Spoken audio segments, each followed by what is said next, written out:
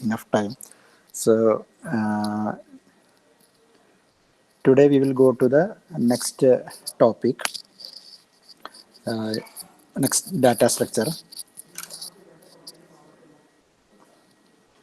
So that is another non-linear data structure, that is graph data structure. So 1 minute, I'll share the screen.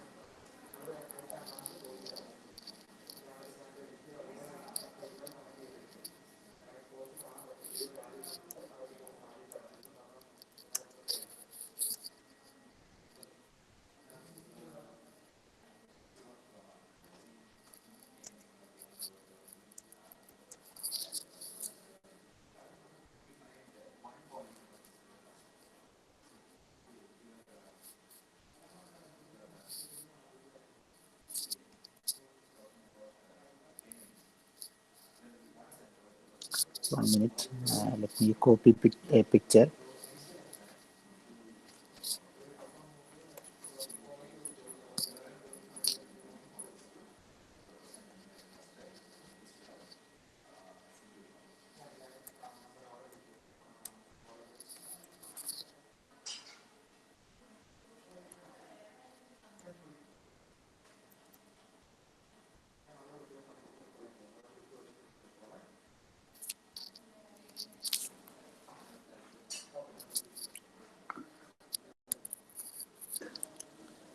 So okay, so now we can see an image on the screen.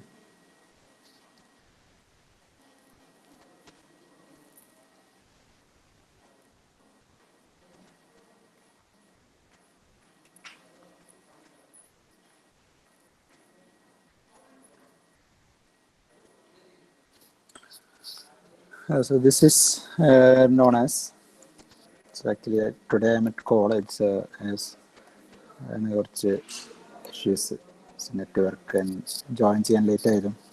So we have some admission duty here. Initial setup time.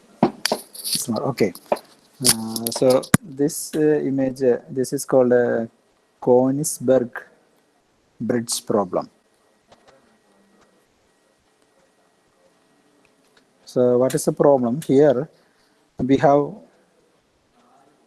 4 land areas, or 4 cities എന്ന് പറയാം. A is one city, B is one city, D is another city, and C is another city. These are somewhat like an island structure. So there is a river flowing. This is a river or canal, something, it's flowing. So all these cities are separated. So this is a river flowing on different sides, or stream flowing, and there is only 7 bridges in between these cities. So this area is C. I think that is not completely visible. So this is area C. This A, B, C. So actually this river, I think name is Prigal or something. So we are not worried about that one. Okay.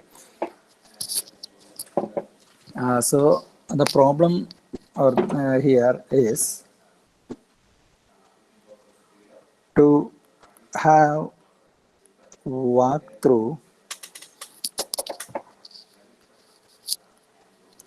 all cities by crossing the bridges. So there are 7 bridges.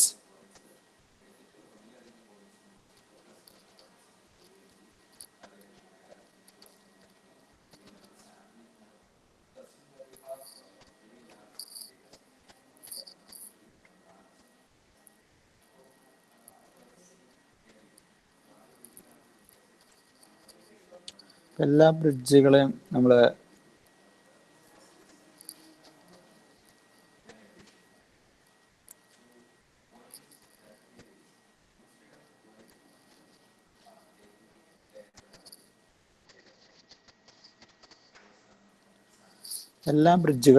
Cross ഇതുകൊണ്ട് exactly once by crossing all bridges exactly once.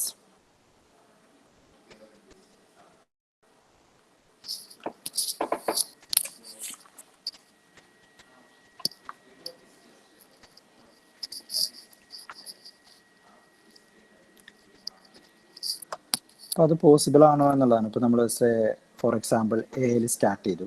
എയിൽ start ചെയ്താൽ നമുക്ക് വേണമെങ്കിൽ ബ്രിഡ്ജിൻ്റെ number ഇടാം 1 2 3 4 5 6 7. ഈ ബ്രിഡ്ജിന് number ഇട്ട് കഴിഞ്ഞാൽ so എയിൽ നിന്ന് നമുക്ക് സിയിലേക്ക് 1 വഴി പോവാം, യൂസിങ് ബ്രിഡ്ജ് 1. ദെൻ സിയിലെത്തിക്കഴിഞ്ഞാൽ നമുക്ക് പിന്നെ എവിടേക്ക് പോകാം, വേണമെങ്കിൽ തിരിച്ച് എയിലേക്ക്, അല്ലെങ്കിൽ ഇപ്പോൾ സിന്ന് ഡിയിലേക്ക് വരാം, വേണമെങ്കിൽ സിന്ന് ഡി. അപ്പോൾ ബ്രിഡ്ജ് 3 യൂസ് ചെയ്യാം സിന്ന് ഡിയിൽ വരണേ. പിന്നെ ഡിയിൽ നിന്ന് ബിയിലേക്ക് 5. അത് കഴിഞ്ഞാൽ നമുക്ക് വേണമെങ്കിൽ അടുത്ത നമുക്ക് എല്ലാ ബ്രിഡ്ജും കൂടി ക്രോസ് ചെയ്യണം, എല്ലാ ബ്രിഡ്ജിൽ കൂടി എക്സാക്ട്ലി വൺസ്.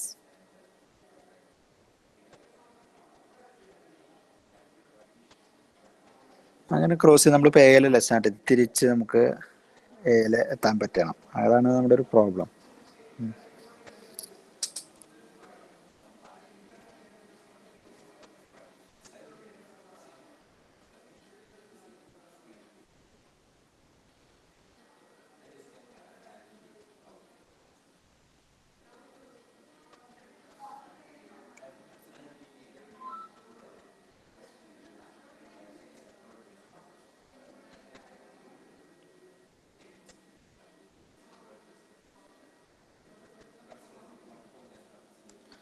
നമ്മുടെ പ്രോബ്ലം എന്ന് പറഞ്ഞാൽ ഇപ്പോൾ എല്ലാ ബ്രിഡ്ജും ക്രോസ് ചെയ്ത്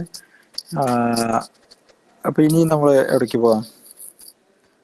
എല്ലാ ബ്രിഡ്ജും എല്ലാം സിറ്റീസും അല്ലെങ്കിൽ ഈ ലാൻഡ് ഏരിയാസ് വിസിറ്റ് ചെയ്യും.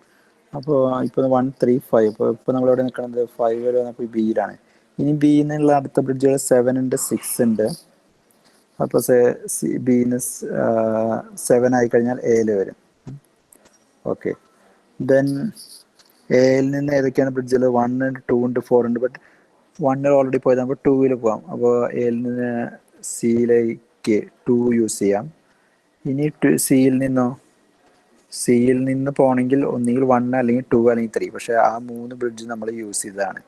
അപ്പോൾ നമുക്ക് രണ്ടാമത് യൂസ് ചെയ്യാതെ നമുക്ക് തിരിച്ച് വേറെ സ്ഥലത്തേക്ക് എത്താൻ പറ്റില്ല. ബട്ട് എല്ലാ ബ്രിഡ്ജുകളും കവർ ചെയ്തിട്ടില്ല, നമ്മൾ 4 എന്ന ബ്രിഡ്ജ് കവർ ചെയ്തിട്ടില്ല. ഇനി നമുക്കൊരു അടുത്ത വേറൊരു കേസ് നോക്കാം. ഇപ്പോൾ സ്റ്റാർട്ട് ചെയ്യണത് തന്നെ ആദ്യം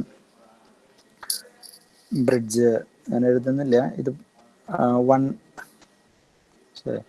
ആദ്യം നമ്മൾ ഈ 1-ലാണല്ലോ ആദ്യം തുടങ്ങിയത്. അതിന് പകരം ഇവിടെ ആദ്യം 4-ൽ പോയി വിചാരിക്കുക. അപ്പോൾ 4 ഇത് കവർ ചെയ്തു. അപ്പോൾ ഇവിടെ എത്തി, ഡിയിലെത്തി. ഡിയിൽ നമുക്ക് വേണമെങ്കിൽ 5-ൽ പോവാം. 5-ൽ പോയി കഴിഞ്ഞാൽ ബിയിലെത്തി. ബിയിൽ നമുക്ക് 6-ൽ പോവാം. 6-ൽ പോയി എയിലെത്തി കഴിഞ്ഞാൽ നമുക്ക് മേ ബി 2-ൽ പോവാം. 2-ൽ പോകുമ്പോൾ സിയിലെത്തി കഴിഞ്ഞാൽ പിന്നെ നമുക്ക് 1 അല്ലെങ്കിൽ 3-ൽ പോവാം. അപ്പോൾ ഡിയിലെത്തി. പക്ഷേ ഡിയിലെത്തിയതിന് പോവാൻ 3 4 5 ആ 3 നമ്മൾ കഴിഞ്ഞു. പക്ഷേ നമ്മുടെ എല്ലാ ബ്രിഡ്ജും കഴിഞ്ഞിട്ടില്ല, 1ഉം 7ഉം കഴിഞ്ഞിട്ടില്ല. അപ്പോൾ ഇപ്പം നിങ്ങൾക്ക് മനസ്സിലായി. നിങ്ങൾ ഇതേപോലെ ഏത് എക്സാമ്പിൾ നോക്കിയോളൂ, നമ്മളെല്ലാ ബ്രിഡ്ജും എക്സാക്ട്ലി ഒരു പ്രാവശ്യം മാത്രം ക്രോസ് ചെയ്തുകൊണ്ട് നമുക്ക് ഇത് എല്ലാ സിറ്റികളും ഇങ്ങനെ ചുറ്റിക്കറങ്ങാൻ പറ്റില്ല. അപ്പം അങ്ങനൊരു പാത്ത് ഉണ്ടോ എന്നാണ് നോക്കുന്നത്. എല്ലാ ബ്രിഡ്ജും ഒരു പ്രാവശ്യം മാത്രം കറങ്ങി വരാൻ പറ്റുമെന്ന്. പക്ഷെ അതങ്ങനെ പറ്റില്ല. നമുക്ക് അങ്ങനെ എല്ലാ ബ്രിഡ്ജും അങ്ങനെ വിസിറ്റ് ചെയ്യണമെങ്കിൽ ഏതെങ്കിലും ഒരു സ്ഥലത്ത് വെച്ച് നമുക്ക് വീണ്ടും വിസിറ്റ് ചെയ്ത ബ്രിഡ്ജിൽ കൂടെ ഒന്നും കൂടി കയറേണ്ട ആവശ്യം വരും.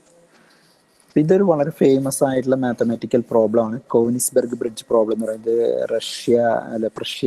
പ്രഷ്യയിലാണെന്നോ ഈ സ്ഥലം, അവിടെ ഈ റിവർ ഇങ്ങനെയുള്ള ഒരു സ്ഥലം ഉള്ളതാണ്. അപ്പോൾ പണ്ട് അവിടെ സയന്റിസ്റ്റുകൾ, യൂലർ എന്ന് പറഞ്ഞ സയന്റിസ്റ്റ് ഇതിനെ പറ്റി ചിന്തിച്ചു, എന്തുകൊണ്ട് ഇതിങ്ങനെ പറ്റില്ല, അതല്ലെങ്കിൽ ഇതിനെ എങ്ങനെ മാത്തമാറ്റിക്കലി റെപ്രസെന്റ് ചെയ്യാം എന്നൊക്കെ ആള് ചിന്തിച്ചു തുടങ്ങി.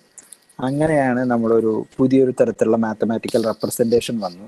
ആ റെപ്രസെൻറ്റേഷൻ്റെ പേരാണ് ഗ്രാഫ്. അത് മാത്തമാറ്റിക്സിലെ പുതിയൊരു ബ്രാഞ്ചിന് തന്നെ തുടക്കം കുറിച്ച ഒരു ഇതാണ്. So this gave rise to new area in mathematics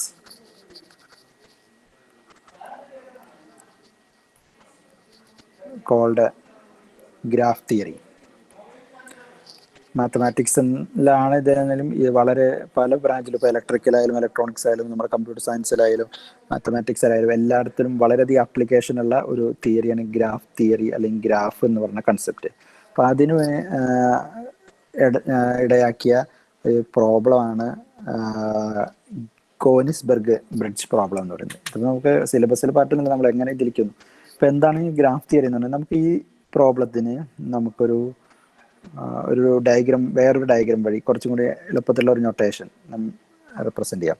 അതായത് ഓരോ സിറ്റിയും ABCD നമുക്ക് ഓരോ ട്രീയിലൊക്കെ വരച്ച പോലെ ഒരു നോഡ് ആയിട്ട് അല്ലെങ്കിൽ ഒരു വെർട്ടെക്സ് ആയിട്ട് BABCD അല്ല, ഫൈനൽ പടത്തിന്റെ സൗകര്യത്തിന് വേണ്ടിയാണ് ഞാൻ ഇങ്ങനെ വരയ്ക്കണത്, BACD.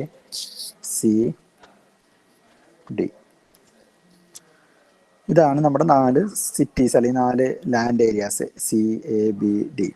ഇനിയിപ്പോൾ ഇതിലെന്താണ് നമ്മൾ നോക്കേണ്ടത്, ഏതെങ്കിലും 2 പൊസിഷൻ തമ്മിൽ ഒരു ബ്രിഡ്ജ് ഉണ്ടെങ്കിൽ അതിനെ നമ്മൾ കണക്ട് ചെയ്യാം. അപ്പോൾ എന്താണ്, എയിൽ നിന്ന് ബിയിലേക്ക് ബ്രിഡ്ജ് ഉണ്ടോ, എയിൽ നിന്ന് ബിയിലേക്ക് 2 ബ്രിഡ്ജ് ഉണ്ട്, 6ഉം 7 2 ബ്രിഡ്ജ് ഉണ്ട്. അപ്പോൾ നമ്മൾ 2 എയിൽ നിന്നും ബിയിലേക്ക് 2 ബ്രിഡ്ജ് ഉണ്ട്.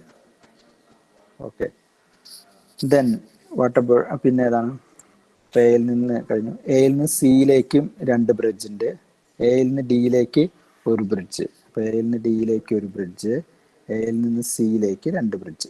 നമ്മൾ പടം കുറച്ചും കൂടി സിംപ്ലിഫൈഡ് ആയിട്ടുള്ള വേറൊരു നൊട്ടേഷനിൽ റെപ്രസെന്റ് ചെയ്യാണ്. ദെൻ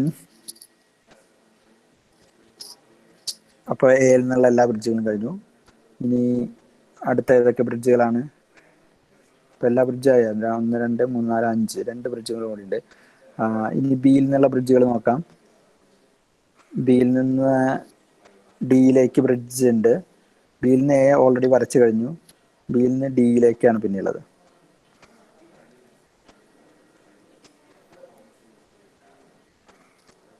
അടുത്തത് ബ്രിഡ്ജ് ഇനി സിയിൽ നിന്ന് നോക്കാം. സിയിൽ നിന്ന് ഡിയിലേക്ക് ഉണ്ട്, സിയിൽ നിന്ന് എയിലേക്ക് അത് ഓൾറെഡി കഴിഞ്ഞു, അപ്പോൾ സിയിൽ നിന്ന് ഡിയിലേക്ക്.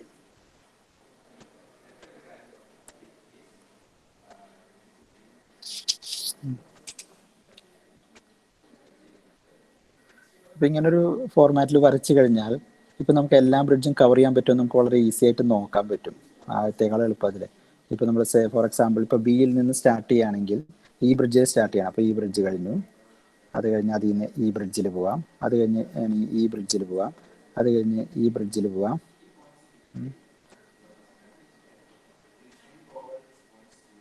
അത് കഴിഞ്ഞ് വേണമെങ്കിൽ ഇതിലേക്ക് പോകാൻ പറ്റില്ല, പിന്നെ ഈ ബ്രിഡ്ജിലാണ് പോവുക, ദെൻ ഈ ബ്രിഡ്ജിൽ പോവാം. അപ്പോൾ എന്തായി, ഇനി ഈ ബ്രിഡ്ജ് കൂടി വിസിറ്റ് ചെയ്യണമെങ്കിൽ ഇതിലെ തന്നെ ഓൾറെഡി പോയ വഴി കൂടെ തിരിച്ചു വരണം. അപ്പോൾ അത് പറ്റില്ല എന്ന് മനസ്സിലായി. നമുക്ക് വേറെ എക്സാമ്പിൾ, ഇപ്പോൾ എയിൽ നിന്നാണ് സ്റ്റാർട്ട് ചെയ്യുന്നതായിരിക്കും. നമ്മൾ ഫസ്റ്റ് ഈ ബ്രിഡ്ജ് വിസിറ്റ് ചെയ്തു, അപ്പോൾ ഡിയിലെത്തി, ഈ ബ്രിഡ്ജ് വിസിറ്റ് ചെയ്തു, അപ്പോൾ ബിയിലെത്തി, പിന്നെ ഈ ബ്രിഡ്ജ് വിസിറ്റ് ചെയ്തു, തിരിച്ച് എയിലെത്തി, പിന്നെയാണ് ഈ ബ്രിഡ്ജ് വിസിറ്റ് ചെയ്തു, ഇവിടെ എത്തി, പിന്നെ അവിടുന്ന് ഈ ബ്രിഡ്ജ് വിസിറ്റ് ചെയ്തു, അപ്പോൾ എയിലെത്തി, പിന്നെ ഈ ബ്രിഡ്ജ് വിസിറ്റ് ബി എത്തി. പക്ഷെ പിന്നെ ഇനി നമുക്ക് ഈ ബ്രിഡ്ജ് അപ്പോൾ വിസിറ്റ് ചെയ്തിട്ടില്ല, അത് വേണമെങ്കിൽ അങ്ങോട്ട് വരണമെങ്കിൽ ഓൾറെഡി വിസിറ്റ് ചെയ്ത ബ്രിഡ്ജിൽ കൂടെ വീണ്ടും കയറണം. അപ്പോൾ അത് പോസിബിൾ അല്ല, നമുക്ക് എല്ലാത്തിലും ഒരു പ്രാവശ്യം. അപ്പോൾ ഇതിനെ നമുക്ക് കുറച്ചും കൂടി എളുപ്പത്തിൽ ഇതിൽ നിന്ന് മനസ്സിലാക്കാൻ പറ്റും മറ്റേ ഫിഗറിൽ കണ്ടേക്കാളും. അത് മാത്രമല്ല ഇതിനെ ബേസ് ചെയ്ത് പല തിയറിയും വെച്ച് ഇത് പ്രൂവ് ചെയ്യാൻ പറ്റും. അതായത് എല്ലാ ബ്രിഡ്ജിൽ കൂടെയും എക്സാക്ട്ലി വൺസ് വിസിറ്റ് ചെയ്യുക, that is not possible on this type of setup.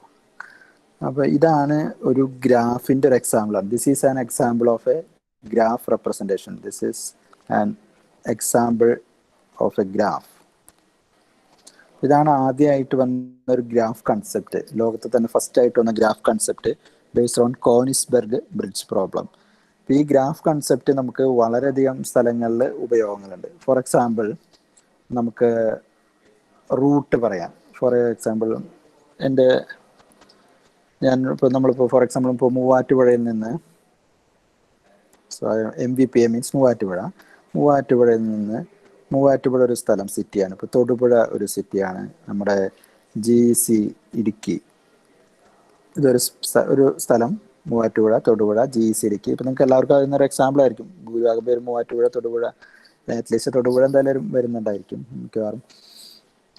അപ്പോൾ ഇവിടേക്ക് എങ്ങനെയൊക്കെ നമുക്ക് വരാം, മൂവാറ്റുപുഴയിൽ നിന്ന് തൊടുപുഴ വന്ന് തൊടുപുഴയിൽ നിന്ന് മുട്ടം, അങ്ങനെ മുട്ടം ഒരു സ്ഥലം കൂടി ഉണ്ട്, നമുക്ക് എഴുതാം മുട്ടം വഴി. ഞാനത് കുറച്ചും കൂടി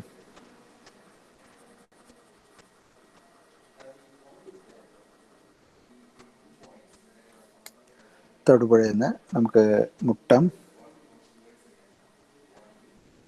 മൂലമറ്റം, അങ്ങനെ ഞാൻ ഫുൾ എഴുതുന്നില്ല, അങ്ങനെ GSയിലേക്ക് എത്താം ഒരു വഴി. അതല്ലെങ്കിൽ നമുക്ക് മൂവാറ്റുപുഴ നേരെ നേര്യമംഗലം വഴിയൊക്കെ പോയി Neriamangalam, note writing completely, Cheruthoni,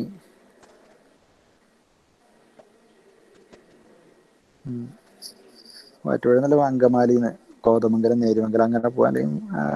ഞാൻ ആദ്യമല്ലേ ഐഡിയാസ്, നമുക്ക് പല റൂട്ടുകളുണ്ട്. അതല്ലെങ്കിൽ തൊടുപുഴയെന്ന് അല്ലെങ്കിൽ മൂവാറ്റുപുഴയെന്നായാലും വണ്ണപ്പുറം, മൂവാറ്റുപുഴയിൽ നിന്ന് വേണമെങ്കിൽ വണ്ണപ്പുറത്തേക്ക് ഒരു വഴിയുണ്ട്, അല്ലെങ്കിൽ തൊടുപുഴയിൽ നിന്നൊരു വഴിയുണ്ട്.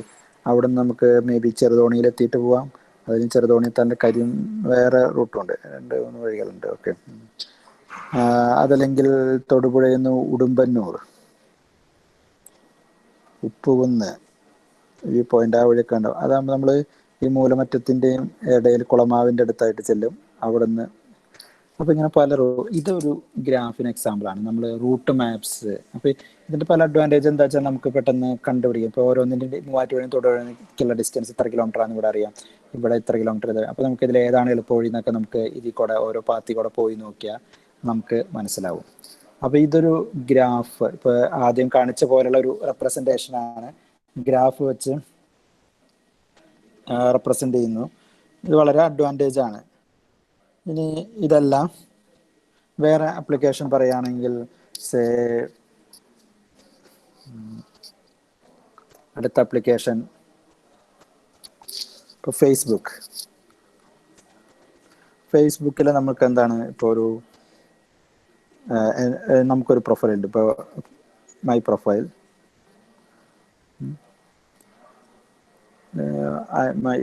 മീ. ഫേസ്ബുക്കിൽ ഓരോരുത്തരെയും ഓരോ ഇതുപോലുള്ള സർക്കിളുകളായിട്ട് റെപ്രസെൻ്റ് ചെയ്യാം. ഇതെൻ്റെ ഒരു ഫ്രണ്ടാണ്, ഫസ്റ്റ് ഫ്രണ്ട്, സെക്കൻഡ് ഫ്രണ്ട്, അങ്ങനെ 1000 100 അല്ലെങ്കിൽ 5000 വരെ, മാക്സിമം 5000 ഫ്രണ്ട്സ്. ഇത് എൻ്റെ ഫ്രണ്ട്സാണ്. ഈ ഫ്രണ്ടിന് പിന്നെയും വേറെ കുറേ ഫ്രണ്ട്സ് ഉണ്ടാവും. ഫ്രണ്ട് 1 അതായത് ഫസ്റ്റ് ഫ്രണ്ടിൻ്റെ അടുത്ത ഫ്രണ്ട്സ്, അതേപോലെ സെക്കൻഡ് ഫ്രണ്ടിൻ്റെ അടുത്ത ഫ്രണ്ട്, അങ്ങനെ കുറേ ഇങ്ങനെ ഇതിൽ ചിലപ്പോൾ എനിക്ക് തന്നെ ഈ ഫസ്റ്റ് ഫ്രണ്ടിൻ്റെ ഫ്രണ്ട് ചിലപ്പോൾ എൻ്റെ ഫ്രണ്ട് ആയിരിക്കാം, നേരെ ഫ്രണ്ട് ആയിരിക്കാം, അങ്ങനെ ഒരു കണക്ഷൻ ഉണ്ടായിരിക്കാം. ചിലപ്പോൾ എനിക്ക് ഇതിൽ കൂടെ ആയിരിക്കാം. അപ്പോൾ നമ്മൾ എന്താ പറയും, മ്യൂച്വൽ ഫ്രണ്ട്. ഇത് നമുക്ക് മ്യൂച്വൽ ഫ്രണ്ട് അല്ലെങ്കിൽ അങ്ങനെയുള്ള കണക്ഷൻസ് എല്ലാം മനസ്സിലാക്കാൻ പറ്റും. ഒരു ഫ്രണ്ടിൻ്റെ ഫ്രണ്ട്, അതിന് ചിലപ്പോൾ നേരിട്ട് കണക്ഷൻ ഉണ്ടായിരിക്കും. ചിലപ്പോൾ ഈ ഫ്രണ്ടും ഇവർ തമ്മിൽ നേരിട്ട് കണക്ഷൻ ഉണ്ടായിരിക്കും. അപ്പോൾ ഇങ്ങനെ രണ്ടുപേരും തമ്മിൽ കണക്ഷൻ ഉണ്ടെങ്കിൽ നേരെ ഫ്രണ്ട്സ് ആണെന്ന് പറയാം. അതല്ലെങ്കിൽ ഇവിടെ ആകുമ്പോൾ നമുക്ക് പറയാം നേരിട്ട് കണക്ഷൻ അല്ലേ, ഇപ്പോൾ F12 ആയിട്ട് ഫ്രണ്ട്, അതല്ലെങ്കിൽ ബട്ട് ഈ രണ്ടുപേർക്കും മ്യൂച്വൽ, ഇതിൽ നിന്നും ഇങ്ങോട്ട് ഒരു കണക്ഷൻ ഉണ്ട്, ഇതിൽ നിന്ന് ഇതുകൊണ്ട് കണക്ഷൻ ഉണ്ട്. അപ്പോൾ this is a mutual friend. ഇപ്പോൾ ഫേസ്ബുക്ക് യൂസ് ചെയ്യുന്നവർക്ക് അറിയണം. അപ്പോൾ അതൊക്കെ കണ്ടുപിടിക്കാൻ, ഒരു ആളെ കിട്ടിയ ആൾ മ്യൂച്വൽ ഫ്രണ്ട് ആണോ എന്ന് നോക്കാൻ, രണ്ടിനും ഒരു ആൾക്കെങ്കിലും കണക്ഷൻ ഉണ്ടോ എന്ന് നോക്കിയാൽ മതി. അപ്പോൾ ഇങ്ങനെ നമ്മൾ നോക്കിയാൽ എല്ലാ സ്ഥലത്തും ആപ്ലിക്കേഷനുള്ള ഒരു ടൈപ്പ് ഓഫ് റെപ്രസെൻറ്റേഷൻ ആണ് ഇത്. ഇങ്ങനെയുള്ള ഒരു റെപ്രസെൻറ്റേഷനെ ഗ്രാഫ് എന്നാണ് പറയുന്നത്. അപ്പോൾ എന്താണ് ഗ്രാഫ്, അതിൻ്റെ പ്രോപ്പർട്ടീസ് എന്താണ് ഡിഫറെൻറ്റ് ബേസിക് ടെർമിനോളജീസ്, അല്ലെങ്കിൽ ബേസിക് പ്രോപ്പർട്ടീസ്, ബേസിക് ക്യാരക്ടറിസ്റ്റിക്സ്, എന്തൊക്കെയാണ് ഗ്രാഫിനെ റെപ്രസെൻ്റ് ചെയ്യാനുള്ള മെത്തേഡ്സ്, ഗ്രാഫിൽ ചെയ്യുന്ന ഓപ്പറേഷൻസ് അല്ലെങ്കിൽ അതിനുള്ള അൽഗോരിതംസ്. അപ്പോൾ അതൊക്കെ നമ്മൾ കാണും. ഇതുവരെയുള്ള നമ്മൾ ഗ്രാഫിലേക്കുള്ള ഒരു ഇൻട്രൊഡക്ഷൻ ആണ്. അപ്പോൾ ഗ്രാഫ് വളരെ ഇമ്പോർട്ടൻ്റ് ആയിട്ടുള്ള ഒരു ഡാറ്റ സ്ട്രക്ചറാണ്. ഇപ്പോൾ നമുക്ക് ഓക്കെ, ഗ്രാഫ് നമുക്ക് തുടങ്ങാം. അപ്പോൾ graph is A non linear data structure. നമ്മൾ കഴിഞ്ഞ ട്രീ സ്റ്റാർട്ട് ചെയ്യുമ്പോൾ പറഞ്ഞിരുന്നു എന്തൊക്കെയാണ് linear data structure, non linear data structure. ഇപ്പോൾ ലീനിയർ ഡാറ്റ സ്ട്രക്ചറിന് എക്സാമ്പിൾ ആണ് ദിസ് ഈസ് അരേ. അരേ ഒരു ലീനിയർ ഡാറ്റ സ്ട്രക്ചർ ആണ്. പിന്നെ ലിങ്ക്ഡ് ലിസ്റ്റ്,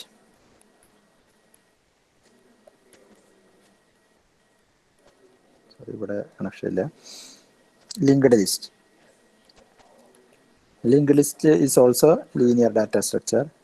വേറെ നമ്മൾ കണ്ട അടുത്ത data structure tree. This is A non linear data structure. എന്താണ് ആ ഡീറ്റെയിൽസിലേക്ക് ഞാൻ പോകുന്നില്ല, കഴിഞ്ഞ ക്ലാസ്സുകളിൽ നമ്മൾ കണ്ടതാണ് linear data structure, non linear data structure. So graph is also A non linear data structure. Graph is A non linear data structure. അപ്പോൾ ഈ ഗ്രാഫ് നമ്മൾ നോക്കിയ കഴിഞ്ഞ ദിവസങ്ങളിൽ കണ്ട ട്രീയുമായിട്ട് ഏകദേശം ഒരു സിമിലാരിറ്റി നിങ്ങൾക്ക് തോന്നുന്നുണ്ടാവും. കാരണം കുറേ നോഡ്സ് അല്ലെങ്കിൽ വെർട്ടിസസ് അത് തമ്മിലുള്ള കണക്ഷൻസ്. പക്ഷെ എന്താണ് ഒരു വ്യത്യാസം? ഇവിടെ കണക്ഷൻസ് ക്ലോസ്ഡ് ആവാൻ പറ്റും, ട്രീയിൽ ക്ലോസ്ഡ് ആവില്ല. ഉണ്ടോ? ഇവിടെ ഇപ്പോൾ ഈ രണ്ട് നോഡ്സ് തമ്മിൽ ട്രീയിൽ കണക്ഷൻ ഉണ്ടാവാൻ പറ്റില്ല, അല്ലെങ്കിൽ ഈ നോഡിന് ഇങ്ങോട്ട് ഒരു കണക്ഷൻ പറ്റില്ല. അപ്പോൾ അങ്ങനെ ആകുമ്പോൾ ഒരു ക്ലോസ്ഡ് അല്ലെങ്കിൽ സൈക്കിൾ ഫോം ചെയ്യും. കാരണം ഇത് തമ്മിൽ ഇങ്ങനെ ഒരു കണക്ഷൻ ഉണ്ടെങ്കിൽ എന്തായി മാറും? ഇങ്ങനെ വന്ന് നമുക്ക് ഇങ്ങനെ റൗണ്ട് ചെയ്ത് ഇങ്ങനെ പോവാം, ഒരു സർക്കിൾ, ഒരു സൈക്കിൾ എന്നാണ് അതിനെ നമ്മൾ ടെക്നിക്കൽ ടൈംസിൽ പറയാം. അപ്പോൾ ട്രീ എന്ന് പറഞ്ഞാൽ ആക്ച്വലി ഒരു ഫോം ഓഫ് ഗ്രാഫാണ് ആക്ച്വലി, അല്ലെങ്കിൽ സ്പെഷ്യൽ കൈൻഡ് ഓഫ് ഗ്രാഫാണ് ട്രീ. അപ്പോൾ നമ്മൾ ട്രീ ഓൾറെഡി പഠിച്ചുകൊണ്ട് നിങ്ങൾക്ക് കുറച്ചും കൂടി എളുപ്പമായിരിക്കും. Tree is a special kind of graph.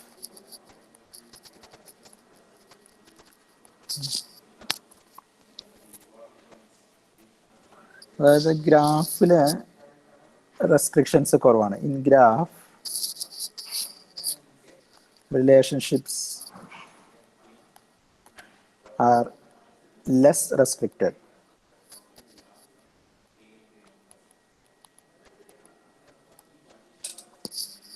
ഗ്രാഫിൽ റിലേഷൻഷിപ്സ് ലെസ് റെസ്ട്രിക്റ്റഡ് ആണ്. അതായത് ട്രീയിലാകുമ്പോൾ ഒരു പാരന്റിന് മെനി ചിൽഡ്രൻ ഉണ്ടാവും, ബട്ട് ഒരു ചൈൽഡിന് ഒരൊറ്റ ഒരു പാരന്റ് ഉണ്ടാവുള്ളൂ.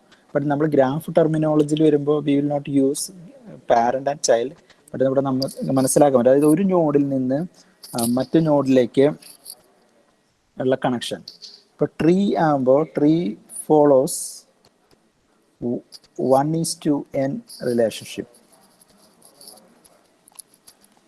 That is അതായത് one parent many children. That is one node connected with many.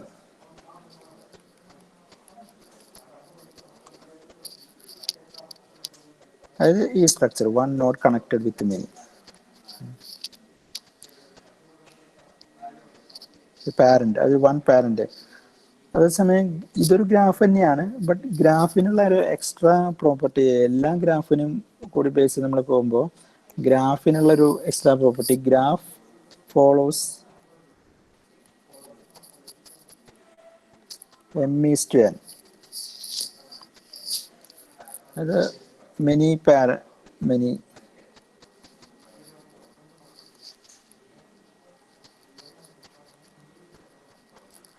but not, this is for understanding only.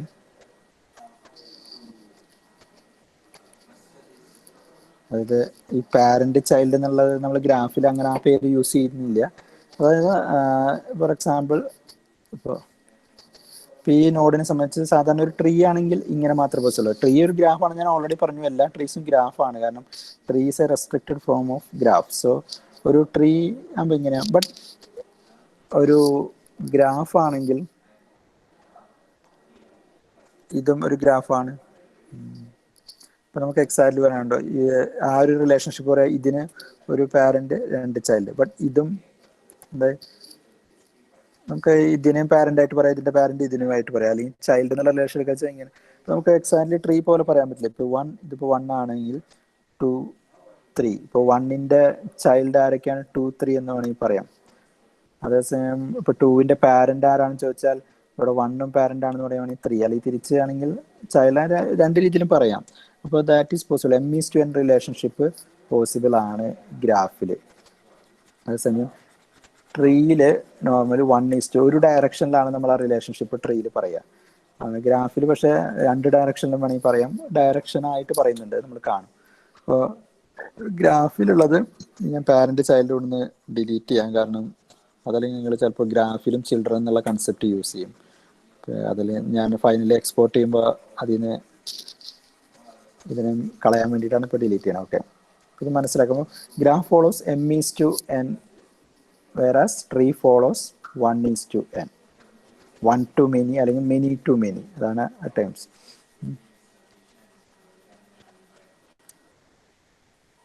അപ്പോൾ ഇതിൻ്റെ എക്സാമ്പിൾ വരയ്ക്കുകയാണെങ്കിൽ ഇത്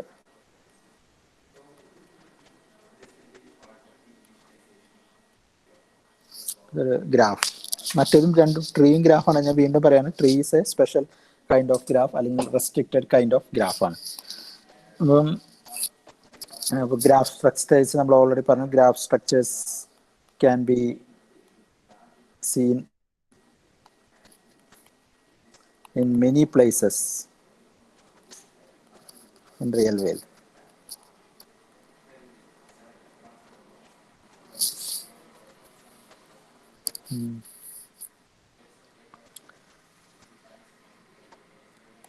നമ്മൾ ഓൾറെഡി കുറച്ച് എക്സാമ്പിൾ പറഞ്ഞു. ഇപ്പോൾ ഫോർ എക്സാമ്പിൾ മാപ്സ് പറഞ്ഞു, അതിന് ഫേസ്ബുക്ക് റിയൽ വേൾഡിൻ്റെ പാർട്ടല്ല, it's a part of virtual world. അതിൽ ഇലക്ട്രിസിറ്റി, ഓരോ കണക്ഷൻ, അതിനെ നമുക്കൊരു നെറ്റ്വർക്ക് അല്ലെങ്കിൽ ഗ്രാഫ്, നെറ്റ്വർക്ക് എന്ന് പറയുന്നത് ഒരു ഗ്രാഫ് തന്നെ. ഇലക്ട്രിസിറ്റി, അതല്ലെങ്കിൽ ലാൻഡ് കണക്ഷൻ, ഈ സോഴ്സ് ഡെസ്റ്റിനേഷനുള്ള എല്ലാ കണക്ഷൻസ്. ഇപ്പോൾ ഈവൻ പൈപ്പ്ഡ് ഗ്യാസ് കണക്ഷൻ, വീട്ടിൽ LPG സിലിണ്ടർ കൊണ്ടുവരുന്ന കണക്ഷനെ നമുക്ക് അങ്ങനെ പറയാൻ പറ്റില്ല. പൈപ്പ്ഡ് ഗ്യാസ് ആണെങ്കിൽ നമുക്കൊരു നെറ്റ്വർക്ക് ഉണ്ട്. വാട്ടർ കണക്ഷൻ, അതല്ലെങ്കിൽ flight management, flight route management,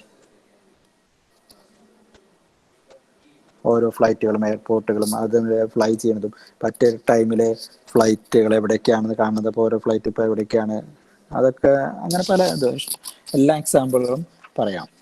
ഇത്രയും പറഞ്ഞുകൊണ്ട് പിന്നെ നമ്മളിപ്പോൾ ഓരോരോ ഫ്ലോ ചാർട്ട് ഒരു ഗ്രാഫ് ടൈപ്പായിട്ട് നമുക്ക് റെപ്രസെൻറ്റ് ചെയ്യാം. ഒരു സ്റ്റെപ്പ് കഴിഞ്ഞ് അടുത്ത സ്റ്റെപ്പ്, അതല്ലെങ്കിൽ ഇങ്ങോട്ടൊരു സ്റ്റെപ്പ്, അതല്ലെങ്കിൽ ഇങ്ങോട്ടൊരു സ്റ്റെപ്പ്, അങ്ങനെ. ഇത് അതിൻ്റെ സിമ്പിൾസിനെ പറ്റി പറയുന്നതുകൊണ്ട് ഫ്ലോ ചാർട്ടാകുമ്പോൾ നമ്മൾ ഈ റെക്ടാങ്കിൾസും പാരലോഗ്രാം, സർക്കിൾ, ഓവൽസ്, പല സിമ്പിൾസ് ഉപയോഗിക്കും. So flow chart etcetera. So we have lots of application of this type of graph structure. So now we will go to the definitions or other terminologies. So graph terminologies.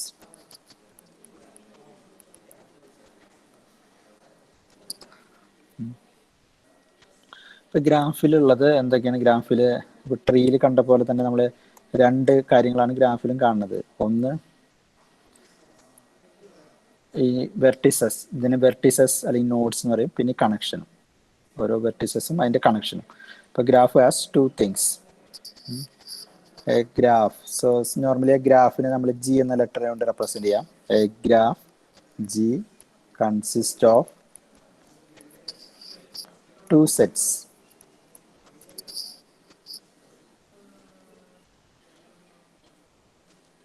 Between എന്തെങ്കിലും doubt അല്ലെങ്കിൽ clear ആവത്തുണ്ടെങ്കിൽ ചോദിക്കാം. Chat ചെയ്തൊന്നും ഇതുവരെ ഒന്നും പറഞ്ഞിട്ടില്ല. A graph G consist of two sets.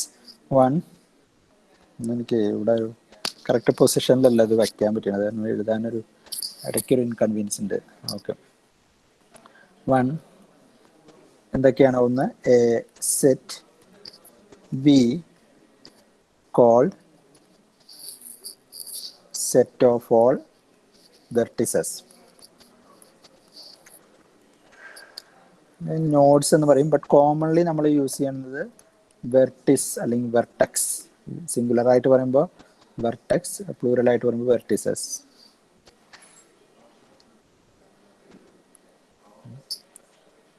പിന്നെയുള്ളത് രണ്ട് set ഉണ്ടെന്നു. അടുത്ത സെറ്റ് എന്ന് പറഞ്ഞാൽ connections. So second A set E called the set of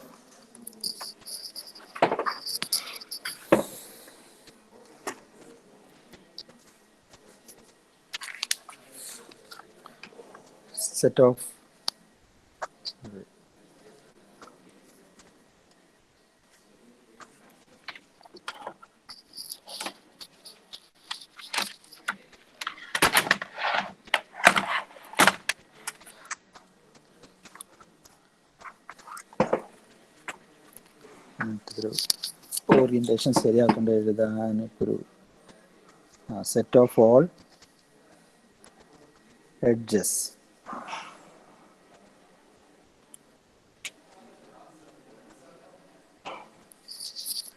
edges എന്ന് പറയുന്നത് ആക്ച്വലി രണ്ട് നോഡ്സ് അല്ലെങ്കിൽ രണ്ട് വെർട്ടിസസിനെ കണക്ട് ചെയ്യുന്നതാണ് edge. So the set E is the set of pairs of elements from V.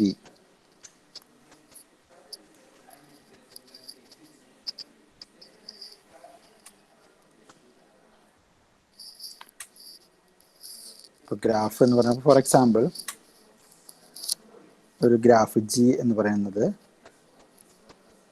ഇങ്ങനെയാണെന്ന് വിചാരിക്കുക. A B C D.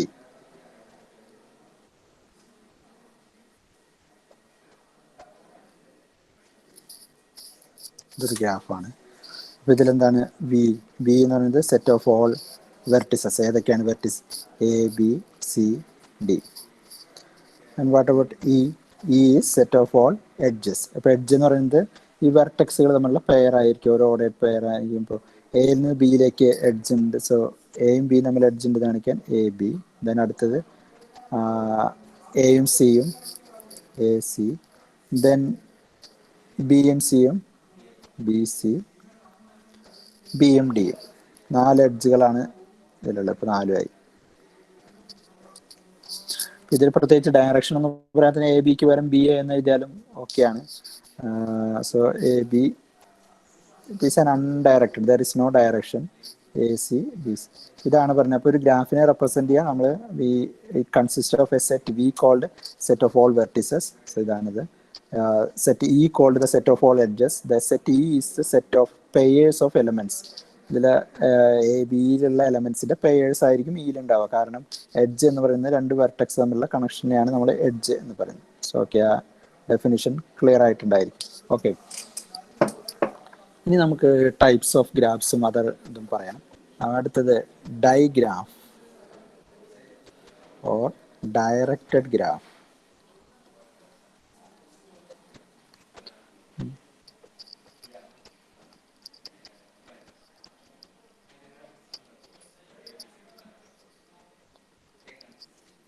Directed graph ആണെന്ന് പറഞ്ഞാൽ there is a direction for edges. That means it is ordered pair. ഈ order important ആണ്. So A B എന്ന് പറഞ്ഞാൽ എയിൽ നിന്ന് ബിയിലേക്കാണ് എഡ്ജ്, ബട്ട് ബിന്ന് എയിലേക്കല്ല. സോ ബി എ എന്ന് എഴുതിയാൽ ബിന്ന് എയിലേക്കാണ് എഡ്ജ്. അപ്പോൾ ഇതിന് എക്സാമ്പിൾ പറയുകയാണെങ്കിൽ A B C.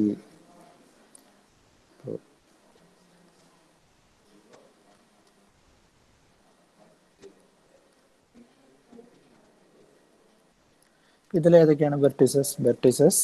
A B C. എഡ്ജസോ? എഡ്ജസ് എന്ന് പറയുന്നത് എയിൽ നിന്ന് സിയിലേക്ക് ഒരു എഡ്ജ് ഉണ്ട്, ബിയിൽ നിന്ന് സിയിലേക്ക് ഒരു എഡ്ജ് ഉണ്ട്, എയിൽ നിന്ന് ബിയിലേക്ക് ഒരു എഡ്ജ് ഉണ്ട്, ദെൻ ബിയിൽ നിന്ന് എയിലേക്ക്. 2 ഡയറക്ഷൻ. ഈ എഡ്ജ് ഇമ്പോർട്ടൻ്റ്. ബട്ട് സിയിൽ നിന്ന് ബിയിലേക്ക് എഡ്ജ് ഉണ്ടോ? സിയിൽ നിന്ന് ബിയിലേക്ക് എഡ്ജ് ഇല്ല, കാരണം ഡയറക്ഷൻ ഇമ്പോർട്ടൻ്റ്. ബട്ട് പ്രീവിയസ് ടൈപ്പിൽ അങ്ങനെയല്ല. നമുക്ക് ഡയറക്ഷൻ ഇല്ലാത്തതുകൊണ്ട് ബിയിൽ നിന്ന് സിയിലേക്ക് ഉണ്ടെങ്കിൽ അതിൻ്റെ അർത്ഥം സിയിൽ നിന്ന് ബിയിലേക്ക് രണ്ടും ഉണ്ട്. both direction is possible. But here directed graph means there is a direction for edges, that is it is ordered pair. ഈ പെയറിൻ്റെ ആ ഓർഡറിന് വളരെ ഇമ്പോർട്ടൻ്റ് ആണ്. ഫസ്റ്റിൽ നിന്ന് സെക്കൻഡിലേക്കാണ് എഡ്ജ് ഉള്ളത്. അതേസമയം undirected graph means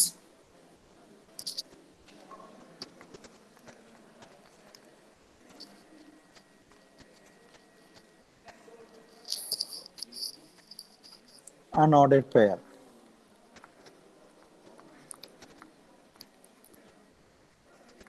അതൊരു പെയറിൽ വെർട്ടിസിന്റെ ഓർഡർ ഡസൻ മാറ്റർ. നമ്മൾ ആദ്യം കണ്ട എക്സാമ്പിൾ ഇപ്പോൾ ആ type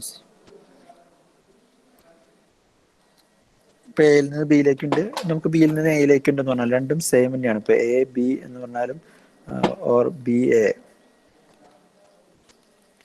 both are representing edge between A and B. Whereas directed graph ആകുമ്പോൾ എഡ്ജ് ബിറ്റ്വീൻ അല്ല, edge from A to B ആണ്. എ ബി എന്ന് പറഞ്ഞാൽ edge from A to B. But undirected graph ആണെങ്കിൽ എ ബി എന്ന് പറഞ്ഞാൽ it can be edge between A to B, A and B. എയിൽ നിന്ന് ബിയിലേക്ക്, ബിയിൽ നിന്ന് എയിലേക്ക് ആയാലും that is same. So that is undirected graph. The next type of graph is weighted graph. Weighted graph എന്ന് പറഞ്ഞാൽ നമുക്ക് ഒരു ലേബൽ ഉണ്ടായിരിക്കും. സോ ഗ്രാഫ്, ഫോർ എക്സാമ്പിൾ നമ്മളെ മാപ്പിൻ്റെ ഒക്കെ എക്സാമ്പിൾ പറയുമ്പോൾ തൊടുപുഴ ടു മാറ്റുപുഴ 20 കിലോമീറ്റേഴ്സ്. അപ്പോൾ നമ്മൾ ആ കണക്ഷനിൽ നമ്മൾ 20 എന്ന് എഴുതും. അതുപോലെ മൂവാറ്റുപുഴ ടു വണ്ണപ്പുറം 30 കിലോമീറ്റേഴ്സ്. അപ്പോൾ അവിടെ ആ ഒരു വെയിറ്റ് എഴുതും. അപ്പോൾ നമ്മൾ സാധാരണ മാപ്പിലൊക്കെ ആകുമ്പോൾ അത് കിലോമീറ്റർ ഡിസ്റ്റൻസ് ആയിരിക്കാം, അതല്ലെങ്കിൽ ഓരോ പ്രോപ്പർട്ടിക്ക് അനുസരിച്ച് എന്തിനാണ് നമ്മൾ ഗ്രാഫ് റെപ്രസെൻറ്റ് ചെയ്യുന്നത് അതിനെ ബേസ് ചെയ്തിട്ടായിരിക്കാം. ഇപ്പോൾ ഫേസ്ബുക്ക് ഫ്രണ്ട്സിലാണ് എത്ര നാളായിട്ട് ഫ്രണ്ട്സാണ്, അത് മേ ബി അതിൻ്റെ ഒരു വെയിറ്റ് ആയിരിക്കാം. ഈ ഫ്രണ്ടായിട്ട് 1 മന്തായി, മറ്റേ ഫ്രണ്ടായിട്ട് 2 മന്തായി, അതൊരു വെയിറ്റ് ആയിരിക്കും. അതല്ലെങ്കിൽ നമ്മുടെ അപ്ലിക്കേഷൻ അനുസരിച്ച് എന്താണോ യൂസ് ചെയ്യുന്നത്. ഇപ്പോൾ നമ്മുടെ കോളേജിൻ്റെ ഒക്കെ ഒരു എക്സാമ്പിൾ എടുക്കുകയാണെങ്കിൽ ഒരു സെമസ്റ്ററിലുള്ള സബ്ജക്റ്റുകളും അല്ലെങ്കിൽ ഒരു ടീച്ചർ എടുക്കുന്ന സബ്ജക്റ്റ്, അപ്പോൾ എത്ര അവർ ക്ലാസ് എടുക്കുന്നുള്ളത്, ഒരു ടീച്ചറും സബ്ജക്റ്റും തമ്മിൽ വരയ്ക്കുകയാണെങ്കിൽ അല്ലെങ്കിൽ എത്ര ക്രെഡിറ്റ്, അതൊക്കെ ആയിരിക്കാം വെയിറ്റേജ്. അപ്പോൾ graph is termed, that depends on where we are implementing or using in this graph. Weighted graph if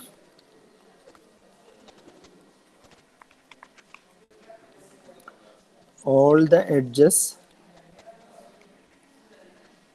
in it are labeled with some numbers.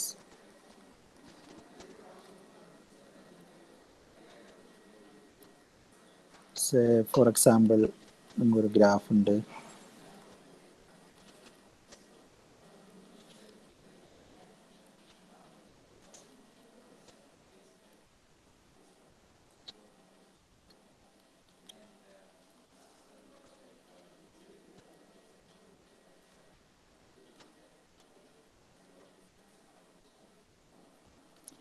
ഓരോ എഡ്ജിനും ഓരോ നമ്പേഴ്സ് ഉണ്ട്. A to B 6. ഇത് directed ആണ്. So this is A directed weighted graph. നമുക്ക് അൺഡയറക്റ്റഡും weighted graph ഉണ്ടാവാം.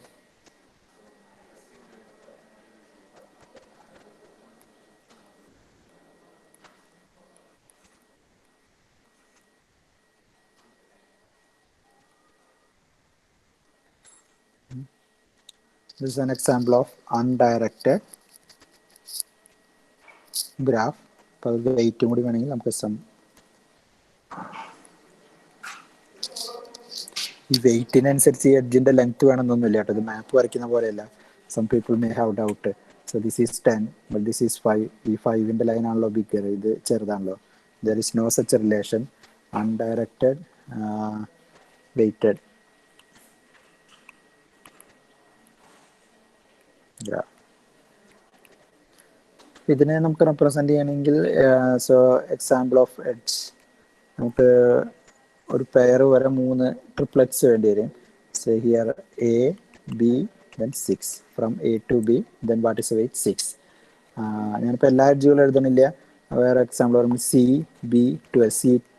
Okay, ഇപ്പോൾ ഇവിടെ ആയാലും എക്സാമ്പിൾ എഡ്ജുകൾ ഏതാ, എഡ്ജ് A, B, 10. 3 പാരാമീറ്റേഴ്സ് വേണം.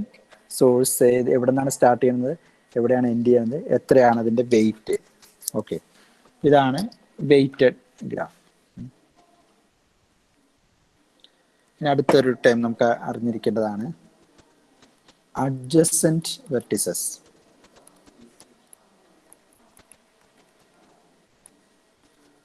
അഡ്ജസൻറ്റ് വെർട്ടെക്സ് എന്ന് പറഞ്ഞാൽ നെയ്ബേഴ്സ് അല്ലെങ്കിൽ അയൽക്കാർ. ആരാണ് അഡ്ജസൻറ്റ്? ഇപ്പോൾ ഈ മുകളിലത്തെ എക്സാമ്പിൾ പറഞ്ഞാൽ ബിയും ഡിയും തമ്മിൽ എഡ്ജ് ഉണ്ട്. അപ്പോൾ സോ ബിയും ഡിയും അഡ്ജസെന്റ് ആണ്. അപ്പോൾ രണ്ട് വെർട്ടെക്സുകൾ തമ്മിൽ എഡ്ജ് ഉണ്ടെങ്കിൽ they are called adjacent vertices or neighbours. Here ബിയും സിയും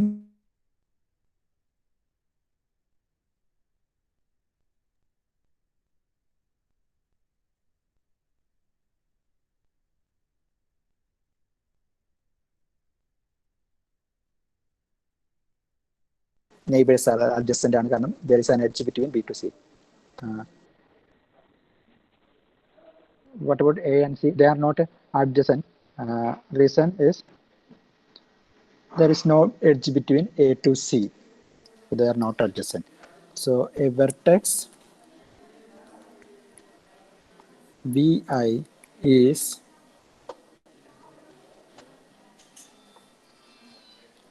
adjacent to,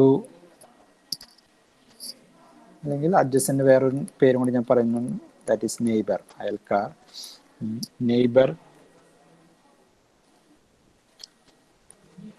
of another vertex Vj if there is an edge from Vi to Vj.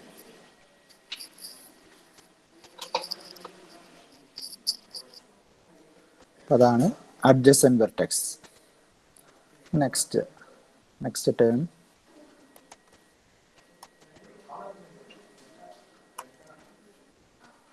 Self loop. നമ്മൾ കുറേ ബേസിക് ആയിട്ടുള്ള കുറച്ച് ടേംസ് ഇത് അറിഞ്ഞിരിക്കുന്ന മതി. ഈ ടേംസ് ഒന്നും നമ്മൾ അൽഗോരിതംസിൽ യൂസ് ചെയ്യുന്നില്ല. ഗ്രാഫിന് നമ്മൾ ആകെ 2 അൽഗോരിതം മാത്രമേ പഠിക്കാനുള്ളൂ. നമുക്ക് ഡീറ്റെയിൽ ആയിട്ട് ഇൻസെർഷൻ ഡിലീഷൻ അങ്ങനെയൊന്നും പഠിക്കാനില്ല സിലബസ് പ്രകാരം. 2 അൽഗോരിതംസ് മാത്രമേ, സെർച്ചിങ് അൽഗോരിതം, അത് ട്രാവേഴ്സൽ അൽഗോരിതം മാത്രമാണ്. അതിന് മുമ്പ് നമ്മൾ ഗ്രാഫ് എന്താണ് എന്നും അതിൽ കുറച്ച് ബേസിക് ടേംസും എന്തൊക്കെയാണ് പ്രോപ്പർട്ടീസ് എന്നൊക്കെ അറിഞ്ഞിരിക്കണം. നിങ്ങൾ ഹയർ സെമസ്റ്റേഴ്സിൽ വരുമ്പോൾ ഗ്രാഫ് തിയറി ആൻഡ് കോമ്പിനേറ്റോറിക്സ് എന്നൊരു സബ്ജക്റ്റ് തന്നെ നമുക്ക് പഠിക്കാനുണ്ട്.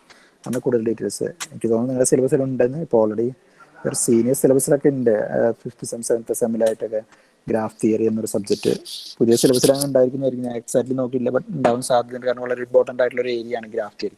ഇത് വളരെയധികം കൺസെപ്റ്റുകൾ മനസ്സിലാക്കിയിട്ടുണ്ട്, അത് വളരെയധികം പ്രാക്ടിക്കൽ അപ്ലിക്കേഷനും ഉണ്ട്. നമ്മളിപ്പോൾ ഗ്രാഫ് എന്താണെന്നുള്ള ബേസിക് ഡീറ്റെയിൽസ് ഒക്കെയാണ് അറിഞ്ഞിരിക്കുന്നത്. സെൽഫ് ലൂപ്പ് എന്ന് പറഞ്ഞാൽ നമുക്കറിയാം എന്താണ് ലൂപ്പ്.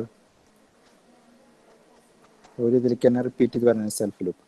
ഇവിടെ സെൽഫ് ലൂപ്പ് എന്ന് പറഞ്ഞു കഴിഞ്ഞാൽ ഈ ഗ്രാഫിൽ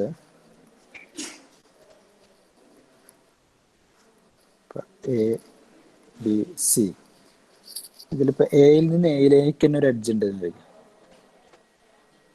ഇതാണ് സെൽഫ് ലൂപ്പ്.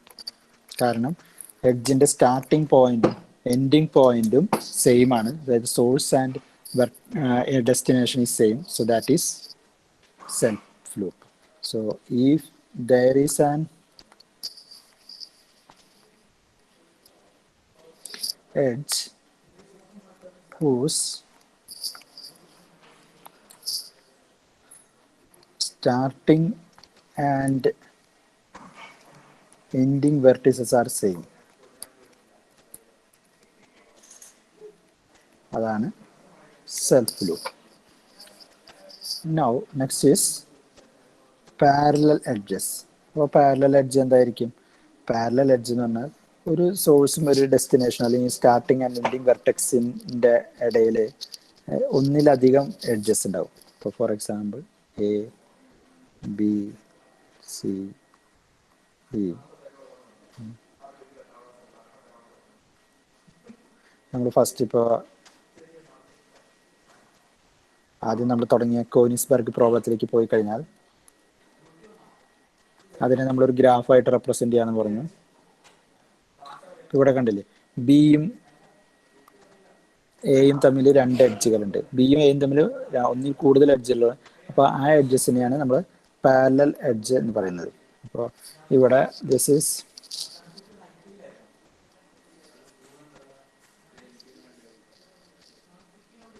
Parallel edge. അപ്പോൾ പാരലൽ എഡ്ജ് എന്ന് പറഞ്ഞാൽ if there is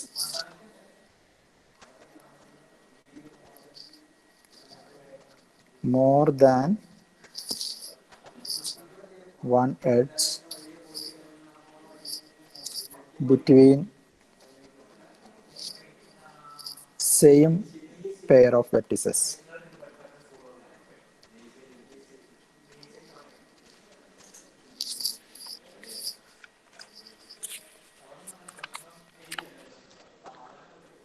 Then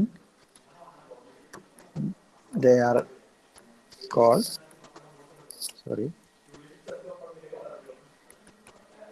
parallel edges. ഇനി അടുത്ത ടൈം, ഒരു ഗ്രാഫിൽ സെൽഫ് ലൂപ്പോ പാരലൽ എഡ്ജോ ഇല്ലെങ്കിൽ ആ ഗ്രാഫിനെയാണ് സിമ്പിൾ ഗ്രാഫ് എന്ന് പറഞ്ഞത്. So simple graph, A graph without any self loop or parallel edges. ഇതാണ് സിമ്പിൾ ഗ്രാഫ്. അപ്പോൾ നമ്മൾ ഗ്രാഫ് എന്താണെന്ന് കണ്ടു, വെർട്ടെക്സ് എന്താണ്, എഡ്ജ് എന്താണെന്ന് കണ്ടു, ഡയറക്റ്റഡ് ഗ്രാഫ് എന്താണെന്ന് കണ്ടു, അൺഡയറക്റ്റഡ് ഗ്രാഫ് എന്താണെന്ന് കണ്ടു, വെയ്റ്റഡ് ഗ്രാഫ് എന്താണെന്ന് കണ്ടു, ഗ്രാഫിൽ സെൽഫ് ലൂപ്പ് എന്ന് പറഞ്ഞാൽ എന്താണെന്ന് കണ്ടു, പാരലൽ എഡ്ജ് എന്ന് പറഞ്ഞാൽ എന്താണെന്ന് കണ്ടു. സിമ്പിൾ ഗ്രാഫ് എന്ന് പറഞ്ഞാൽ A graph without any self loop or parallel edges is simple graph. ബാക്കി ടോപ്പിക്സ് നമുക്ക് 5 മിനിറ്റിന് ശേഷം കാണും. അപ്പോൾ 12:30 ആകുമ്പോൾ ആദ്യം ജോയിൻ ചെയ്യുക. ആർക്കെങ്കിലും ഡൗട്ട് ഉണ്ടെങ്കിൽ മീറ്റിൽ കണ്ടിന്യൂ ചെയ്ത് ചോദിക്കാം. ഓക്കെ, സോ 5 മിനിറ്റ് കഴിഞ്ഞ ഉടനെ തന്നെ 12:30 തന്നെ ജോയിൻ ചെയ്യാം. Thank you.